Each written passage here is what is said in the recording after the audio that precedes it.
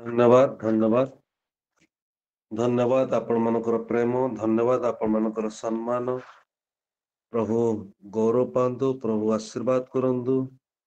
ଦିନ ଦୁର୍ବଳକୁ ମତେ ଆଜି ପରି ଦିନରେ ସାଧାରଣତନ୍ତ୍ର ଦିବସରେ ସ୍ମରଣ କରିଥିବାରୁ ଧନ୍ୟବାଦ ଦଉଛୁ ଏବଂ ଏଠାରେ ଉପସ୍ଥିତ ଆଉ ବିଶ୍ୱବାଣୀର ସ୍ପନ୍ସର ସାର୍ ମାନଙ୍କୁ ଏବଂ ସେବକ ମାନଙ୍କୁ, ଗୁଗଲ ମିଟ ର ସୌରାପରେର ଗୁଗଲ ମିଟ ର ଆଡମିନ୍ ମାନଙ୍କୁ ଏବଂ ବିଶେଷ ସ୍ପନ୍ସର ବକ୍ସ ହୋଲ୍ଡର ମାନଙ୍କୁ, ଡେଇଲି ଆସୁଥିବା ପ୍ରଭୁଙ୍କର ପ୍ରିୟ ଲୋକମାନଙ୍କୁ, ନୂତନ ରୂପରେ ବି ଆସିଥିବା ପ୍ରଭୁଙ୍କ ଲୋକମାନଙ୍କୁ ପ୍ରତ୍ୟେକଙ୍କୁ ପ୍ରଭୁ ଯୀଶୁଙ୍କ ନାମରେ ନମସ୍କାର। ବହୁତ ବହୁତ ନମସ୍କାର ସାର୍। ଧନ୍ୟବାଦ। ସ୍ପେଶାଲି ଆପଣ ମାନେ ଆଉ ସାଧାରଣତନ୍ତ୍ର ଦିବସରେ ମତେ ସ୍ମରଣ କରିଥିବାରୁ ଧନ୍ୟବାଦ ଧନ୍ୟବାଦ। ଆଉ ଆଜି ପ୍ରସଙ୍ଗ କଣ ରଖିବା ନିଶ୍ଚିତ ଆଉ ମନୋରଞ୍ଜନ ଆଜ୍ଞା କହିଲେ ଯେ ଆସନ୍ତା କାଲିକି ରଖିବା ଦିନର ପ୍ରସଙ୍ଗ ହିଁ ରଖିବା। ଆଜି ଆମଙ୍କର ସମ୍ମିଳନୀର ପ୍ରସଙ୍ଗ ରହିଅଛି ଯେ ପରସ୍ପରକୁ ଗୌରବର ସହିତ ସମ୍ମାନ ବା ନମସ୍କାର ଦିଆଦି ହେବା, ସମ୍ମାନିତ କରାଇବା।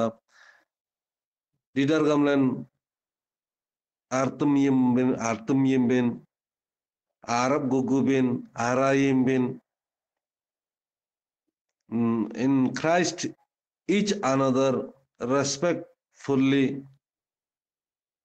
honor to respectfully. କାରଣ କୋଉଠି ମାନେ କୋଲେ କାରଣ ସନ୍ ପାଉଲଙ୍କ ଚିଠି ଅନୁସାରେ କୁନ ଅନୁସାରେ ଆଉ ସାଧାରଣତନ୍ତ୍ର ଦିବସ ମଧ୍ୟ ରହିଅଛି। ଇଏ ସାଧାରଣତନ୍ତ୍ର ଭାରତ ବର୍ଷରେ 76 ବର୍ଷ। ଏ 76 ବର୍ଷ ଆମେ ଏ ସାଧାରଣତନ୍ତ୍ର ମାଧ୍ୟମରେ ଦେଶରେ ସ୍କୁଲରେ ହଉ, କଲେଜରେ ହଉ, ବ୍ଲକ ଅଫିସ ହଉ, ଡିଆରଡି ଅଫିସ ହଉ, ଲୋକସଭା ହଉ, ରାଜ୍ୟସଭା ହଉ, ସମସ୍ତ ଅଫିସିଆଲି ଭାରତକୁ ସମସ୍ତ କଣ୍ଟ୍ରୋଲ କରିବା ପାଇଁ ଏ ସାଧାରଣତନ୍ତ୍ର ହିଁ ଆମକୁ ପରିଚାଳନା କରିଥାଏ। ଆଚ୍ଛା, ସାଧାରଣତନ୍ତ୍ର ଦିବସ କେତେ ଦିନ ଏହାକୁ ଅନୁମୋଦନ କରାଇଥିଲା ନା ଏଠି ଯେତେବେଳେ ଆମେ ଦେଖୁଛୁ 2 ବର୍ଷ ୟାକୁ ଯେତେବେଳେ ପ୍ରସ୍ତୁତ କରାଇଥିଲା 2 ବର୍ଷ 11 ମାସ 18 ଦିନ ଏହା ଚାଲିଥିଲା।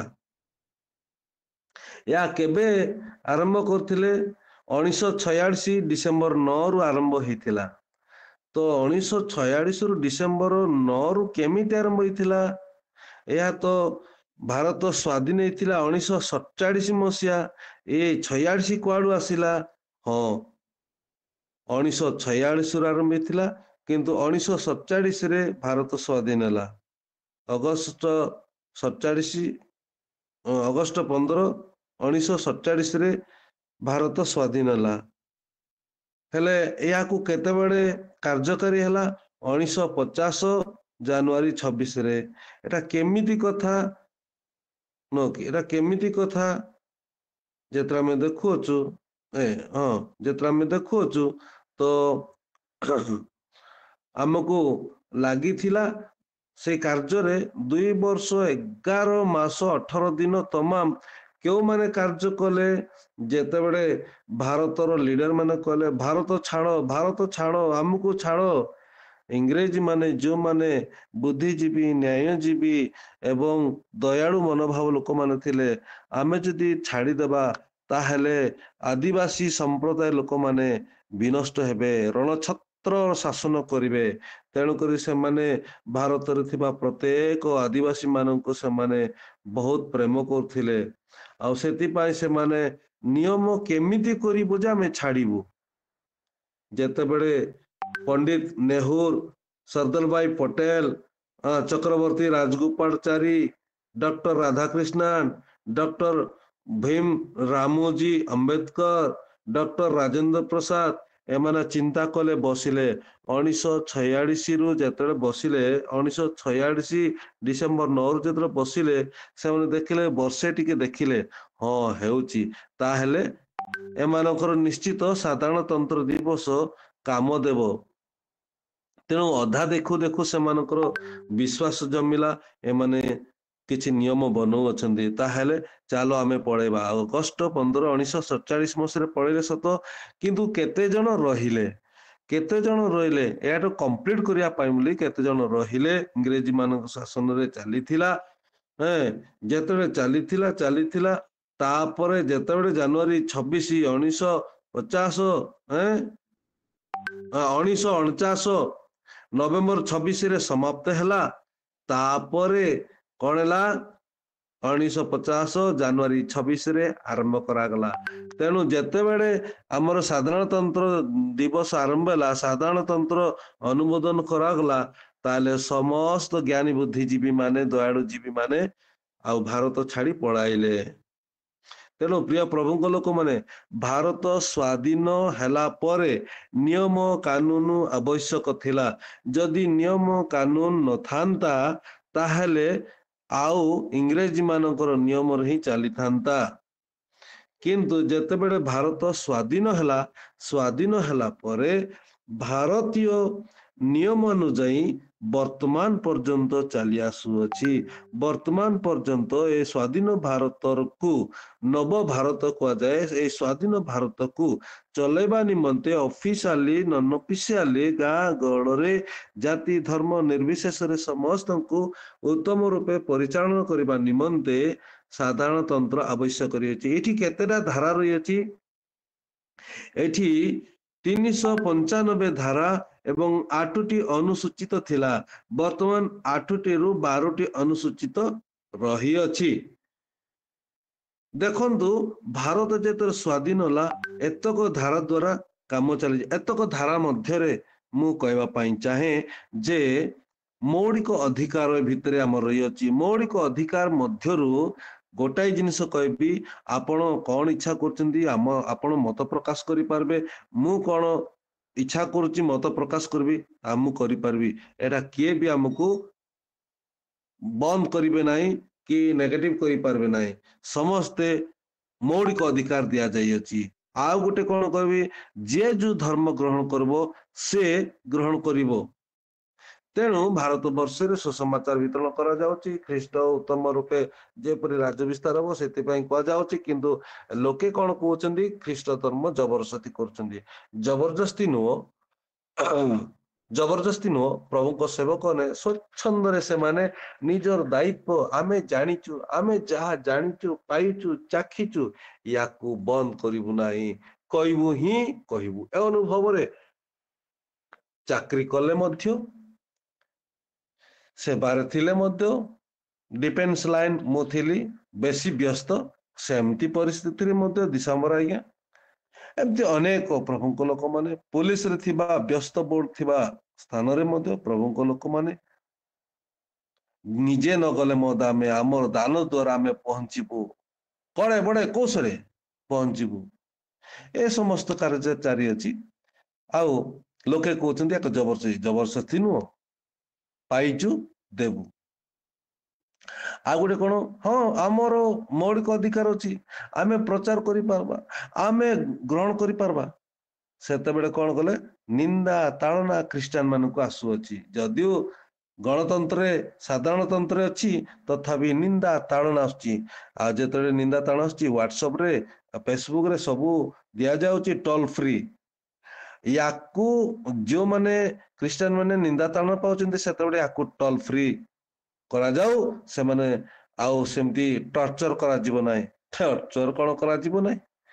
ପ୍ରଭୁ ଯୀଶୁ ଖ୍ରୀଷ୍ଟ ନିଜ ହସ୍ତରେ ଧରା ଭୂମିକୁ ସୃଷ୍ଟି କଲେ, ଜାଣିଲେ ନାହିଁ ଲୋକମାନେ, ଦେଶର ଲୋକମାନେ, ପୃଥିବୀର ଲୋକମାନେ ଜାଣିଲେ ନାହିଁ ଇଏ ସୃଷ୍ଟିକର୍ତ୍ତା। ତାଙ୍କୁ ମାରିଲେ, ପିଟିଲେ, ତାଙ୍କୁ କବର ଲୁଚେଇ ଦେବ ବୋଲି, ମାଟିରେ ଲୁଚେଇ ଦେବ ବୋଲି ଲୁଚେଇ ଦେଲେ, କିନ୍ତୁ ସେ ତୃତୀୟ ଦିନରେ ଜିନ୍ଦା ହେଲେ। ଆଉ ତମକୁ ଜାଣିପାରିବେ, ସେଭ କରିବେ? କେବେ ନାହିଁ, କେବେ ନାହିଁ।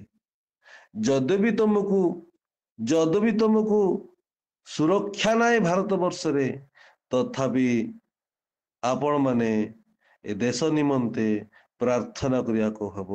ଏ ଦେଶରେ ନିନ୍ଦକ ମାନଙ୍କ ନିମନ୍ତେ ତାଳନାକାରୀ ମାନଙ୍କ ନିମନ୍ତେ ପ୍ରାର୍ଥନା କରିବାକୁ ହେବ। ସେ ଯାଉନା କାହିଁକି?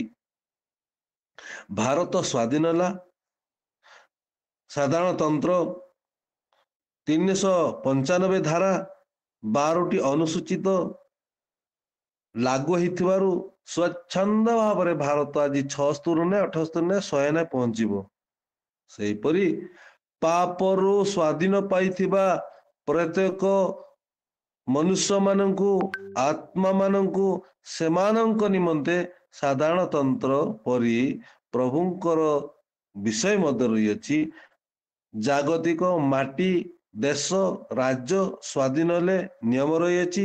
ସେପରି ଆତ୍ମିକରେ ମଧ୍ୟ ଯେଉଁମାନେ ଶୈତାନର କବଳରୁ, ପାପାତ୍ମରୁ ରକ୍ଷା ପାଉଛନ୍ତି, ସ୍ୱାଧୀନ ପାଇଅଛନ୍ତି, ସେମାନଙ୍କ ନିମନ୍ତେ ମଧ୍ୟ କିଛି ବିଷୟରେ ଅଛି, ନିୟମ ରହିଅଛି। ଆସନ୍ତୁ ଦେଖିବା, ଭାରତ ବର୍ଷରେ 2 ବର୍ଷ 11 ମାସ 18 ଦିନ ଥିଲା। ଆଉ ଭାରତ ସ୍ୱାଧୀନ ପରେ ମଧ୍ୟ ଇଂରେଜୀ ମାନଙ୍କର ଶାସନରେ ଇଂରେଜୀ ମାନେ ଥିଲେ। ସେଇ ରୂପେ ପରେ ଇଂରେଜ ମାନେ ଗଲା ପରେ ଶାସନ ହେଲା, ଏଇ ନିୟମ ଲାଗୁ ହେଲା। ସେହିପରି ଆଜି ଆତ୍ମିକ ଦିଗରେ ମଧ୍ୟ ପ୍ରଭୁ ଯୀଶୁ ଖ୍ରୀଷ୍ଟ ନ ମରିବା ପୂର୍ବରେ ସେ ନିୟମ ଲାଗୁ କରିଦେଇଥିଲେ। ଯେତେବେଳେ ସେ ମରଣ ପାଇଲେ, ପୁଣି ତୃତୀୟ ଦିନରେ ଜିନ୍ଦା ହୋଇ ସ୍ୱର୍ଗାରୋହଣ କଲେ, ତାପରେ ଯେଉଁ ନିୟମ ଲାଗୁ କରିଥିଲା, ଯେଉଁ ନିୟମ ସେ ଅନୁମୋଦନ କରିଥିଲେ, ସେଇ ନିୟମ ତାଙ୍କର ସ୍ୱର୍ଗାରୋହଣ ପରେ ସେ କାର୍ଯ୍ୟ ଚାଲିଲା। ଯେ ରୂପେ 2 ବର୍ଷ 11 ମାସ 18 ଦିନ ଲାଗିଥିଲା, ତଦ୍ନ୍ୟାୟ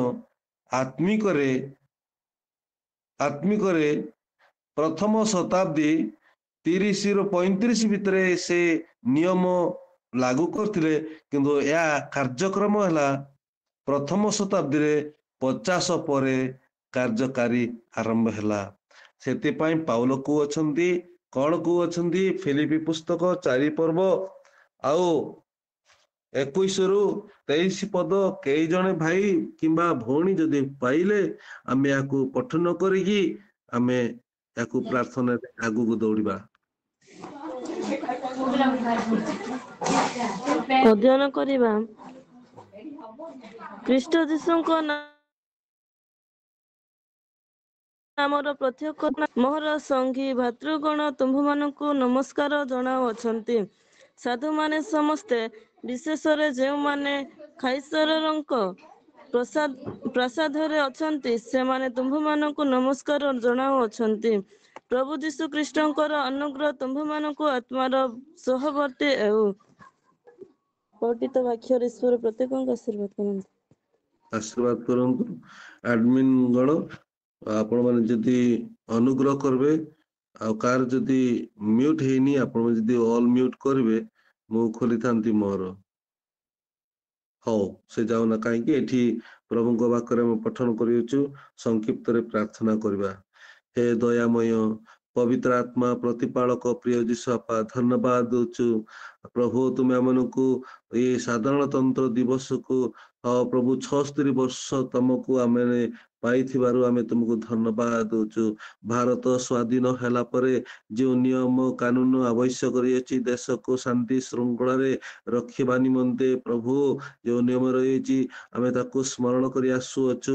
ମଧ୍ୟ ସେହିପରି ପାପାତ୍ମରୁ, ମନ୍ଦ ଆତ୍ମରୁ ଏବଂ ପ୍ରଭୁ ସମସ୍ତ ସଂକଟରୁ ଯେପରି ରକ୍ଷା ଦେଲ ପ୍ରଭୁ, ଆମେ ଆଜି ଆତ୍ମାରେ ସ୍ୱାଧୀନ ରହିଅଛୁ। ଏଇ ସ୍ୱାଧୀନ ଆତ୍ମାକୁ କିପରି ସାଧାରଣତନ୍ତ୍ର ପରି ପ୍ରଭୁ ଆମେ ରକ୍ଷା ପାଇବୁ, ସେହିପରି ପିତା ପରମେଶ୍ୱର ଆଜି ପୁନର୍ବାର ଶତ୍ରୁ ଶୈତାନ କବଳକୁ ନ ଯିବା ପାଇଁ ଆମମାନଙ୍କ ନିକଟରେ ନିୟମ ରହିଅଛି। ଯେଉଁମାନେ ସେ ନିୟମ ପାଳନ କରିବେ, ସେମାନେ ଆନନ୍ଦରେ ପ୍ରଭୁ ସ୍ୱର୍ଗକୁ ନୀତ କରିବେ। ଯେ ରୂପେ ଭାରତ ବର୍ଷ ସେଇ ନିୟମ ପାଳନ କଲେ ଶାନ୍ତି ଶୃଙ୍ଖଳା ରହୁଅଛି, ସେପରି ଆତ୍ମିକର ପ୍ରଭୁ ସ୍ୱାଧୀନତା, ସେହିପରି ପ୍ରଭୁ ଆମେ ସ୍ୱର୍ଗରେ ମଧ୍ୟ ଆନନ୍ଦରେ ରହିପାରିବା। ସେଇ ବାକ୍ୟ ପାଉଲଙ୍କ ଚିଠି ଦ୍ଵାରା ପ୍ରଭୁ ଆମେ ପଠନ କରିଅଛୁ। ସେ ଦ୍ଵାରା ଆମକୁ କଥା ମହିମାରେ ପରିପୂର୍ଣ୍ଣ ପବିତ୍ର ଯୀଶୁଙ୍କ ନାମରେ ପ୍ରାର୍ଥନା କଲୁ, ଆମେନ। Amen. ପ୍ରିୟ ପ୍ରଭୁଙ୍କ ଲୋକମାନେ ଆଜି ଆମେ ଦେଖୁଅଛୁ ଯେ ପ୍ରଭୁ ଯୀଶୁଙ୍କ ନାମରେ ପ୍ରତ୍ୟେକଙ୍କୁ ନମସ୍କାର, ସାଧୁ ମାନଙ୍କୁ ନମସ୍କାର। କେଉଁମାନଙ୍କୁ? ଖ୍ରୀଷ୍ଟ ଯୀଶୁଙ୍କ ନାମରେ ପ୍ରତ୍ୟେକ ସାଧୁଙ୍କୁ ନମସ୍କାର। ସାଧୁ ମାନଙ୍କୁ ନମସ୍କାର ଅର୍ଥ ହଉଛି ଯୋଉମାନେ ପ୍ରଭୁ ଯୀଶୁ ଖ୍ରୀଷ୍ଟଙ୍କ ବାକ୍ୟରେ କେବଳ ବିଶ୍ୱାସ କରନ୍ତିନି, ବିଶ୍ୱାସର ସହିତ ଚାଲନ୍ତି, ପାଳନ କରି ଚାଲନ୍ତି, ସେମାନଙ୍କୁ ସାଧୁ କୁହାଯାଏ। ସେମାନଙ୍କୁ ସାଧୁ କୁହାଯାଏ। କେଉଁମାନେ? ଯେଉଁମାନେ ପ୍ରଭୁ ଯୀଶୁଙ୍କର ପ୍ରତିଟି ବାକ୍ୟକୁ ଏବଂ ସେମାନେ ଜୀବନକୁ ତିଳ ତିଳ କରି ଜଣାନ୍ତି, ସେମାନଙ୍କୁ ସାଧୁ କୁହାଯାଏ। ପ୍ରେଜ୍ ଗଡ୍। ତ ସେମାନଙ୍କୁ କଣ କର? ନମସ୍କାର କର, ସମ୍ମାନ କର। ତେଣୁ ପ୍ରଭୁଙ୍କର ବାକ୍ୟରେ ଆମେ ପଦେ ପଢିବା, 2 ତିମୋଥୀ 2:24 କ ବିଷୟ ପଢିବା। ସାହାଯ୍ୟ କରିବେ? ଅଧ୍ୟୟନ କରିବା 2 ତିମୋଥୀ 2:24। ଆଜ୍ଞା। 24 ସାର୍। 26 ନୁହଁ, 24, 24। ପ୍ରଭୁଙ୍କ ବିରୋଧ କରିବା ଉଚିତ ନୁହେଁ, ମାତ୍ର ଧନ୍ୟବାଦ, ସମସ୍ତଙ୍କ ପ୍ରତି କୋମଳ ଦାନରେ ନିପୁଣ। ଧନ୍ୟବାଦ। ପ୍ରଭୁଙ୍କର ଲୋକମାନଙ୍କ ପ୍ରତି ବିରୋଧ କରିବା ଉଚିତ ନୁହେଁ। ପ୍ରଭୁଙ୍କ ଲୋକମାନଙ୍କୁ ବିରୋଧ କରିବା ଉଚିତ ନୁହେଁ। ଏଟା ଖ୍ରୀଷ୍ଟିଆନ ମାନେ ଜାଣିଥିବାରୁ, ଆପଣ ଜାଣିଥିବାରୁ ଆମେ କଣ କରୁଛୁ? ପ୍ରଭୁଙ୍କ ଲୋକମାନଙ୍କୁ ସମ୍ମାନ କରୁଛୁ, ପ୍ରଭୁଙ୍କ ଲୋକମାନଙ୍କୁ ଆଦର କରୁଛୁ, ପ୍ରଭୁଙ୍କ ଲୋକମାନଙ୍କୁ ଆମେ କଣ କରୁଛୁ? ପ୍ରେମ ରଖୁଅଛୁ। କିନ୍ତୁ ଆଜି ଯେତେବେଳେ ଦେଖୁଅଛୁ ସମ୍ବିତ ବୋଲେକି ଆଉ ହ୍ୱାଟ୍ସଆପ ରେ ଘୁରି ବୁଲୁଛି, ୟୁଟ୍ୟୁବ ରେ ଘୁରି ବୁଲୁଛି, ପ୍ରଭୁଙ୍କ ଲୋକମାନଙ୍କ ବିରୁଦ୍ଧରେ ସେମାନେ ଯାଉଅଛନ୍ତି, ତାହେଲେ ସେମାନେ ଅଭିଶାପ ପାଇବେ ନା ଆଶୀର୍ବାଦ ପାଇବେ? ପାଇବେ। ହେଲେ ସେମାନେ କଣ ପାଇଁ ପ୍ରଭୁଙ୍କ ଲୋକମାନଙ୍କର ବିରୋଧ କରୁଛନ୍ତି? ସେମାନେ ଜାଣୁନାହାନ୍ତି। ଯେ ସେମାନେ ନ ଜାଣିବା ପାଇଁ କିଏ ଦାୟୀ? ଆପଣ ଦାୟୀ, ମୁଁ ଦାୟୀ। ତାହେଲେ କେମିତି ଯିବେ? ଆପଣ ତ ପୋଲିସରେ ଅଛନ୍ତି, ଆପଣ ତ ସୈନ୍ୟରେ ଅଛନ୍ତି, ଆପଣ ତ ଟିଚର ଅଛନ୍ତି, ଆପଣ ତ କ୍ଲର୍କରେ ଅଛନ୍ତି, ଆପଣ ତ ଅଛନ୍ତି। କେମିତି ଯିବେ? ନା, ଆପଣ କୌଣସି କାମ କରନ୍ତୁ ନା କାହିଁକି, ଏହା ସୁସମାଚାର ଦ୍ଵାରା ସେମାନଙ୍କୁ ଜଣାଇବା ଆବଶ୍ୟକ। ହେଲେ କିଏ ଯିବ? ଯେଉଁମାନେ ଅଛନ୍ତି ସେମାନଙ୍କୁ ଦେଇ ଆପଣ ଯିବା ଆବଶ୍ୟକ ରହିଅଛି। କାରଣ ସେମାନେ ଶୈତାନ ଦ୍ଵାରା କବଳିତ ରହିଥିବାରୁ ସେମାନେ ପ୍ରଭୁଙ୍କର ବାକ୍ୟ ଜାଣିପାରନ୍ତି ନାହିଁ। ନ ଜାଣିକି ପ୍ରଭୁଙ୍କ ବିରୁଦ୍ଧ ଯାଉଛନ୍ତି। ସେମାନେ ପ୍ରଭୁଙ୍କ ବିରୋଧ କରୁଛନ୍ତି। ପ୍ରଭୁଙ୍କ ଲୋକମାନଙ୍କୁ ବିରୋଧ କରିବା, ପ୍ରଭୁଙ୍କୁ ବିରୋଧ କରିବା। ତେଣୁ ସେମାନଙ୍କୁ କହିବା ନିମନ୍ତେ ଆପଣଙ୍କୁ, ଆପଣଙ୍କର ଅର୍ଥକୁ, ଆପଣଙ୍କର ଅସ୍ତ୍ରକୁ, ଆପଣଙ୍କ ଆଣ୍ଠୁକୁ ବ୍ୟବହାର କରିବା ଆବଶ୍ୟକ। ଆହୁରି ଆମେ ଦେଖିବା ଯେ 1 ତିମୋଥୀ 5:10 ଖ ମଝି ଅଂଶଟା ପଢିବା। କଣ ଲେଖା ହେଇଛି? ପଢି ସାଧୁ କରିବେ। ଅଧ୍ୟୟନ କରିବା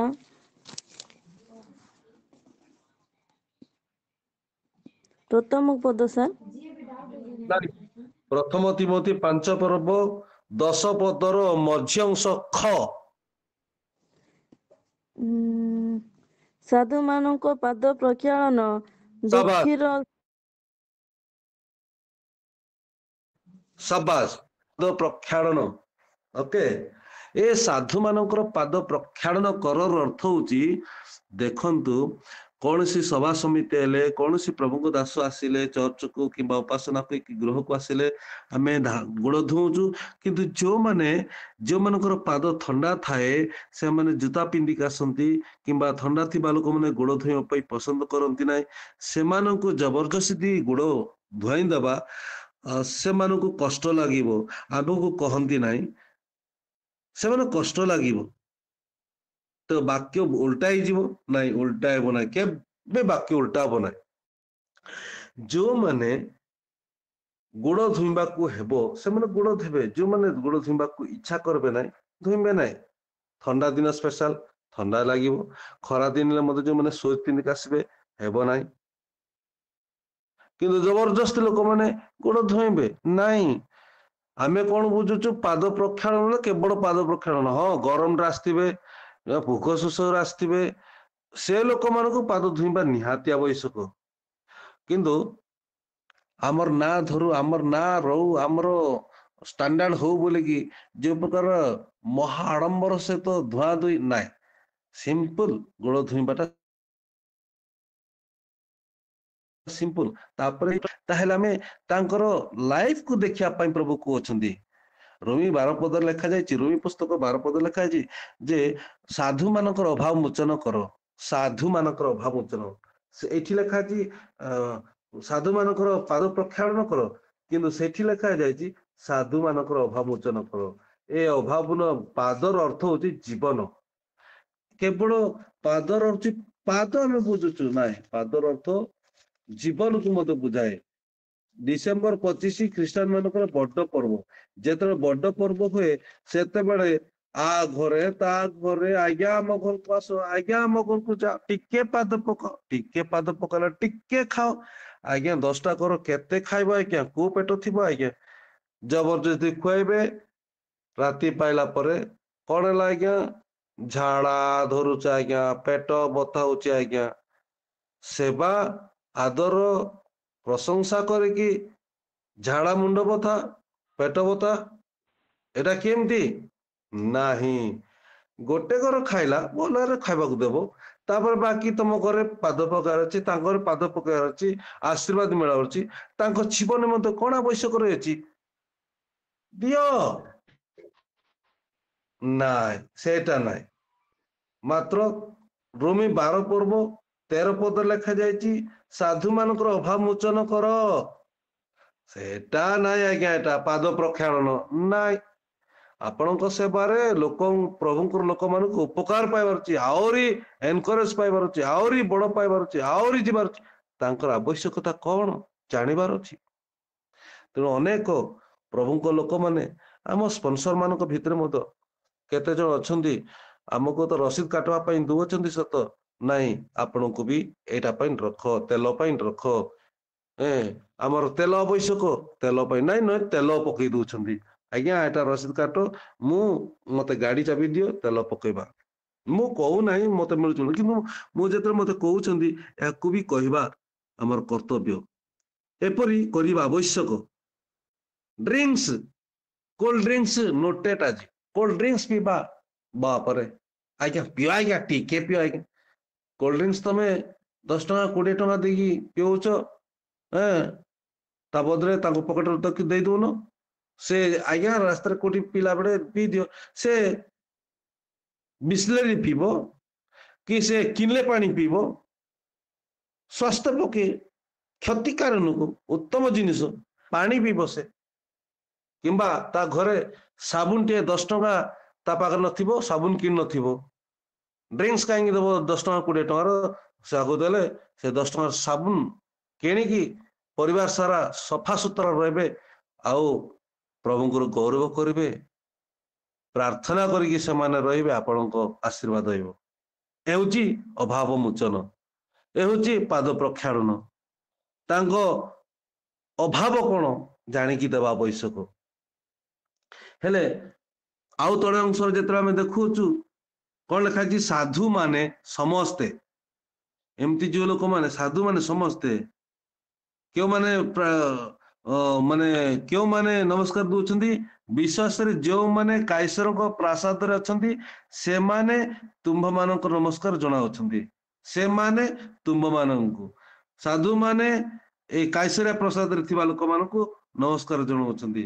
ଏବେ ପ୍ରଭୁଙ୍କ ଲୋକମାନେ କାଇସାରଙ୍କ ପ୍ରାସାଦରେ, ଏଟା ଜିହୁଦା ପ୍ରଦେଶ ନାହିଁ, ପାଲେଷ୍ଟାଇନ ନୁହଁ, ଏଟା ହେରଦଙ୍କ ସମୟ ନୁହଁ, ଏଟା ଅଗଷ୍ଟ ସିରଙ୍କ ସମୟ ନୁହଁ, ଏ ବାକ୍ୟ ଲେଖା ହେଇଛି ବର୍ତ୍ତମାନ କୁ ବୁଝାଏ, ବର୍ତ୍ତମାନ କାଇସର କିଏ ନା ଭାରତ ସରକାର, ଏ ଭାରତ ସରକାରରେ ଯୋଉମାନେ ଅଛନ୍ତି ଏଇ ଯୋଉ ଦାୟିତ୍ୱ ପାଇ ଅଛନ୍ତି, ସ୍ଵର୍ଗରେ ଯଦି ଦିଆହେବ ନାହିଁ ମାନେ କେତେ ଫାଇଟ କଲେ ମଧ୍ୟ ମିଳିବ ନାହିଁ। ହଁ, ଅମକ ଚିହ୍ନରେ ଜିନ୍ଦାବାଦ, ଅମକ ଚିହ୍ନରେ ଜିନ୍ଦାବାଦ, ଅମକ ଚିହ୍ନରେ ଜିନ୍ଦାବାଦ କହୁଛନ୍ତି, ସମକ ଚିହ୍ନରେ ଜିନ୍ଦାବାଦ, ଏଟା ଚିହ୍ନରେ ଜିନ୍ଦାବାଦ, ସେଟା ଚିହ୍ନରେ ଜିନ୍ଦାବାଦ, ସେଟା ସତ କଥା। ପ୍ରପଗଣ୍ଡା, ହଁ ଏ ପ୍ରପଗଣ୍ଡା 10ଟା ପ୍ରପଗଣ୍ଡା କଲେ ମଧ୍ୟ ପ୍ରଭୁ ଇଚ୍ଛା ନ କଲେ ଦେବେ ନାହିଁ। ତେଣୁ ପ୍ରିୟ ପ୍ରଭୁଙ୍କ ଯେତିକି ପାଟି କଲେ ମଧ୍ୟ ପ୍ରଭୁ ଯଦି ସେ ସମୟ ଦେବେ ନାହିଁ ତାହେଲେ ମିଳିବ ନାହିଁ। ଯେଉଁମାନଙ୍କୁ ଦିଆଯାଇଛି ସେମାନେ ପ୍ରଭୁ ଦେଇଛନ୍ତି ସେମାନଙ୍କୁ, ତେଣୁ ସେମାନଙ୍କୁ ଆତିଥ୍ୟ, ସେମାନଙ୍କୁ ସମ୍ମାନ ଦେବା, ସେମାନଙ୍କୁ ଗୌରବ ଦେବା ଆପଣଙ୍କର କର୍ତ୍ତବ୍ୟ, ମୋର କର୍ତ୍ତବ୍ୟ। ମୁଁ ପ୍ରଭୁଙ୍କୁ ପାଇଅଛି ବୋଲିକି ଆଉ ହିଂସା କରିକି ରହିଲେ ହବ ନାହିଁ। ପ୍ରଭୁଙ୍କୁ ପାଇଲି ବୋଲିକି ଆମେ ସେମାନଙ୍କୁ ହେଳା କଲେ ହବ ନାହିଁ। ପ୍ରଭୁ ସେମାନଙ୍କୁ ବି ଦାୟିତ୍ୱ ନେଇଅଛନ୍ତି ଆମମାନଙ୍କୁ ପ୍ରତିପାଳନ କରିବା ପାଇଁ।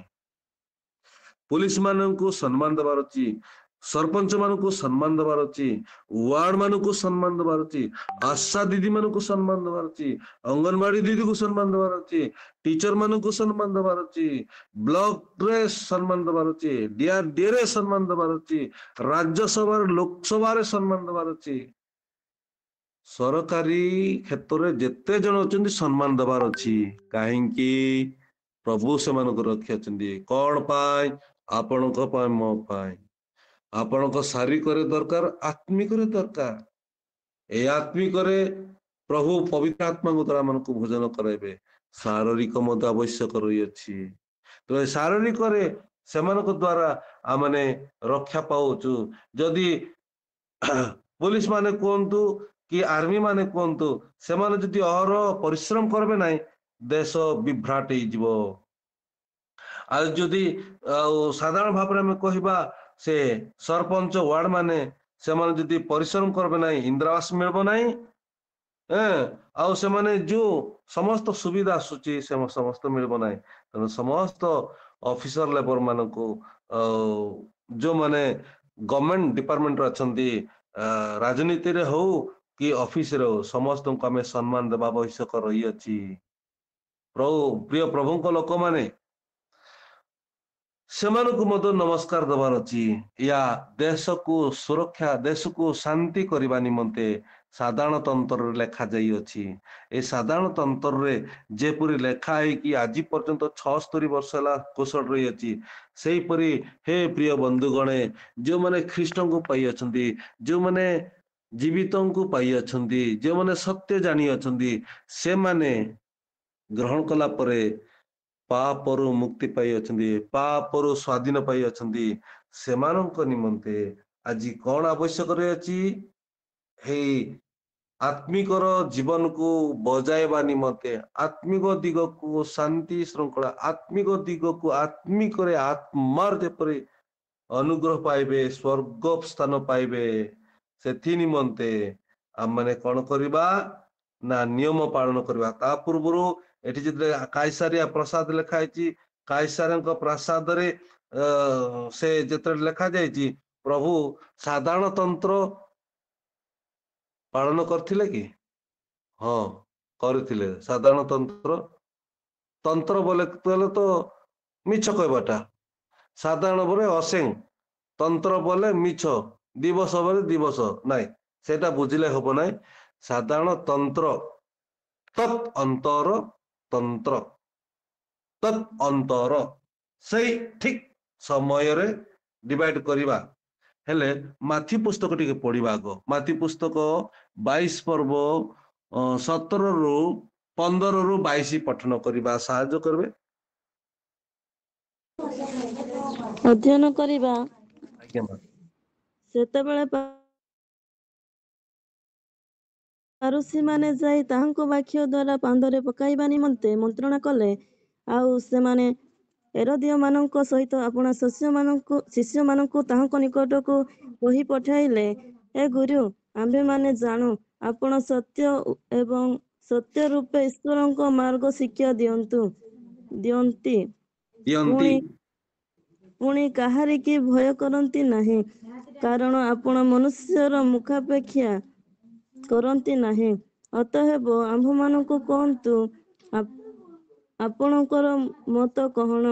କାଇସରଙ୍କୁ କର ଦେବା ବିଧିସଙ୍ଗତ କି ନା? କିନ୍ତୁ ଯୀଶୁ ସେମାନଙ୍କୁ ଦୁଷ୍ଟତା ଜାଣି କହିଲେ, ରେ କପଟୀ ମାନେ, କାହିଁକି ମତେ ପରୀକ୍ଷା କରୁଅଛ?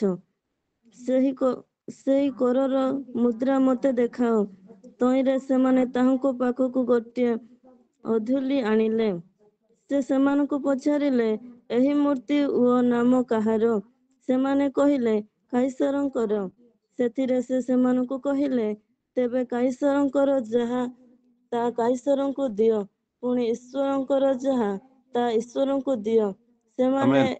ଶୁଣି ଚମତ୍କୃତ ହୋଇ ସେମାନଙ୍କୁ ଛାଡ଼ି ଚାଲିଗଲେ। ଆମେନ୍। ଧନ୍ୟବାଦ। ଏଠି ଲେଖାଯାଇଛି କାଇସରଙ୍କର ଯାହା କାଇସର ଦିଅ, ଈଶ୍ୱରଙ୍କର ଯାହା ଈଶ୍ୱର ଦିଅ। ଡିଭାଇଡେଡ ତତ୍ ଅନ୍ତର। ଠିକ ସମୟରେ ତତ୍ ବୋଲେ ଠିକ ସେହି ସମୟରେ ଡିଭାଇଡ କରାଯିବ। ଲୋକମାନେ ପଚାରିଲେ ଯୀଶୁଙ୍କୁ, କର ଦେବା ବିଧି ସଙ୍ଗତ? କହିଲେ ମୁଦ୍ରା ଆଣ। ଏ ମୁଦ୍ରା କାର ନା? ଏ ଚିହ୍ନ କାର ନା? କାଇସରର। ତାହେଲେ କାଇସରକୁ ଦିଅ। ଯାହା ପ୍ରଭୁଙ୍କୁ ପ୍ରଭୁଙ୍କୁ ଦିଅ, ଅନ୍ତର କରିଦିଅ। ଯାହା ଈଶ୍ୱରଙ୍କର ଈଶ୍ୱର ଦିଅ, ଅନ୍ତର କର।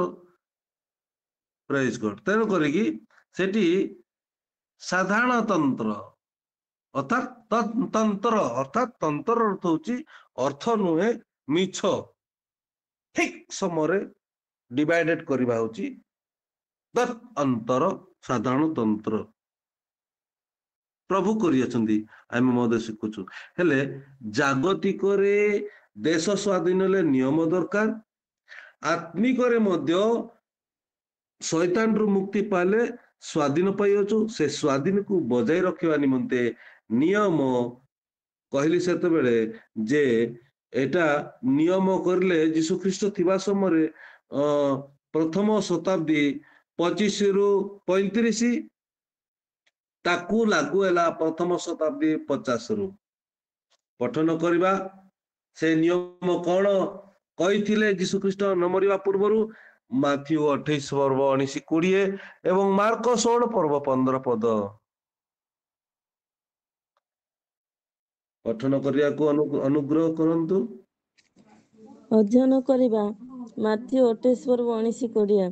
ଅତଏବ ତୁମ୍ଭେମାନେ ଯାଇ ସମସ୍ତଙ୍କ ଜାତିର ଲୋକଙ୍କୁ ପିତା, ପୁତ୍ର ଓ ପବିତ୍ର ଆତ୍ମାଙ୍କ ନାମରେ ବାପ୍ତିସ୍ମ ଦେଇ ମୁଁ ତୁମ୍ଭମାନଙ୍କୁ ଯେଉଁ ଯେଉଁ ଆଜ୍ଞା ଦେଇଅଛି ସେହି ସବୁ ପାଳନ କରିବାକୁ ଶିକ୍ଷା ଦେଇ ସେମାନଙ୍କୁ ଶିଷ୍ୟ କର।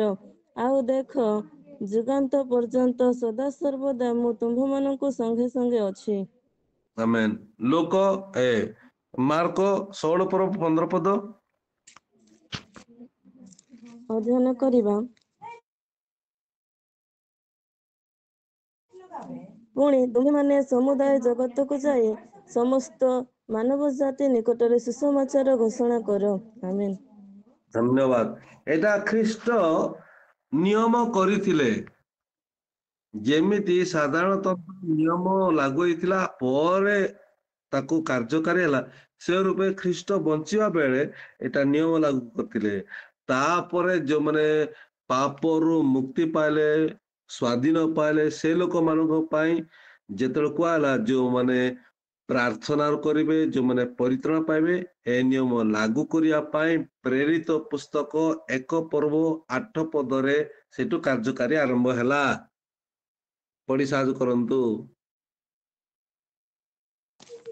ଅଧ୍ୟୟନ କରିବା କିନ୍ତୁ ପବିତ୍ର ଆତ୍ମା ତୁମ୍ଭମାନଙ୍କ ଉପରେ ଅବତୀର୍ଣ୍ଣ ହୁଅନ୍ତେ ତୁମ୍ଭେମାନେ ଶକ୍ତି ପ୍ରାପ୍ତ ହେବ, ଆଉ ଜେରୁସାଲେମ, ସମସ୍ତ ଜିହୁଦା ପ୍ରଦେଶ ଓ ସମୀରଣ, ପୁଣି ପୃଥିବୀର ପ୍ରାନ୍ତ ପର୍ଯ୍ୟନ୍ତ ସୁଦ୍ଧା ମୋହର ସାକ୍ଷୀ ହେବ। ଆମେନ୍। ଆମେନ୍, ଆମେନ୍। ସେଇଠି କୁହାଯାଇଥିଲା ପ୍ରଭୁ ଯୀଶୁ ଖ୍ରୀଷ୍ଟ ଏବେ ସ୍ୱର୍ଗାରୋହଣ କଲେ, ସ୍ୱର୍ଗରେ ଅଛନ୍ତି ଈଶ୍ୱରଙ୍କ ସାଙ୍ଗରେ। ତାଙ୍କର ଶିଷ୍ୟ ମାନେ, ତାଙ୍କର ବିଶ୍ୱାସୀ ମାନେ ଏବେ କଣ କଲେ? ଆରମ୍ଭ କଲେ କାମ। ଜାନୁଆରୀ 26ରେ ଆରମ୍ଭ ହେଲା। ଖ୍ରୀଷ୍ଟ ସ୍ୱର୍ଗରେ ପ୍ରତ୍ୟାବର୍ତ୍ତନ ପରେ ସେ କାର୍ଯ୍ୟ ଆରମ୍ଭ ହେଲା। ଆଜି 2025 ବର୍ଷ ହେଲା ସେ କାମ ଜାରି ରହିଅଛି। ଯୋଉମାନେ ନିୟମ ମାନିବେ କରିବାକୁ ବାଧ୍ୟ, ଯୋଉମାନେ ପରିତ୍ରାଣ ପାଇ ଅଛନ୍ତି, ଯୋଉମାନେ ମନ୍ଦର ରକ୍ଷା ପାଇ ଅଛନ୍ତି, ଯୋଉମାନେ ଶୈତାନରୁ ସ୍ୱାଧୀନ ପାଇ ଅଛନ୍ତି, ସେମାନଙ୍କର କାର୍ଯ୍ୟ ରହିଅଛି। ଯୋଉମାନେ ସ୍ୱାଧୀନ ଆତ୍ମାରେ ପାଇ ଅଛନ୍ତି, ଏ ନିୟମ ବଜାଇ ରଖ। ପ୍ରଭୁ ଶୀଘ୍ର ଆସୁଅଛନ୍ତି, ପ୍ରଭୁ ଶୀଘ୍ର ଆସୁଅଛନ୍ତି ପ୍ରଭୁ ନେବାକୁ। ତାର କାରଣ ଅଛି, ସେ ଶୁଣୁ। जार कर्णची से शुणु केवल साधारणतंत्र दिवस पालन करी गले हम ना शारीरिक पालन करवा आत्मिक समस्त पालन कले आमे आत्मा सुरक्षित रखी पारबा। प्रभुंकर वाक्य प्रभु आशीर्वाद करंतु। प्रार्थना सुन मो प्रभु, प्रार्थना सुन, प्रार्थना सुन मोर प्रभु, प्रार्थना सुन, प्रार्थना सुन। धन्यवाद प्रभु, तुम्हें दयावान परमेश्वर, तुमर दयारे आमको बही आनियच। धन्यवाद। भारत स्वाधीन देल प्रभु, आउ जो स्वाधीन देल बापा देश को शांति श्रृंखला बास करने तुम्हें साधारणतंत्र को देच। ए साधारणतंत्र केवल जागतिक प्रभु आम बुझुचु, या आत्मिक बुझा पड़े प्रभु। जो माने आमने शैतान कबड़ मुक्ति पाइछु, रक्षा पाइछु, स्वाधीन पाइछु प्रभु, आम निमंते ए पुत्रात्मा परमेश्वर ख्रीष्ट तुम्हें जीवन थिबा समय बापा तुम्हें नियम बनई कि जाइछ। जेते पिता परमेश्वर तुम्हें स्वर्गारोहण कल, ईश्वर निकट गल, से कार्य आरंभ होला। से कार्य आरंभ करी प्रथम शताब्दी टू गणी गणी 2025 वर्ष हला से नियम जारी रही। जो मानू तुम्हें स्वाधीन देल आत्मारे से माने बजाई रही। आज जो माने स्वाधीन पाई पापरु मंदात्मरु स्वाधीन पाइछु, ए कार्य करने आवश्यक। जदि करू ना अनंत जीवन पाइबु ना, आनंदर जीवन पाइबु ना। तेणु दया कर, अनुग्रह कर। जो माने कार्य कर आसुअछंती बजाई रखा शक्ति दियो। जो माने आरंभ करना आज आरंभ करने को मन प्राण दियो। महिमारे परिपूर्ण पवित्र जीशुଙ୍କ नाम प्रार्थना कलु, आमेन। आमेन। धन्यवाद।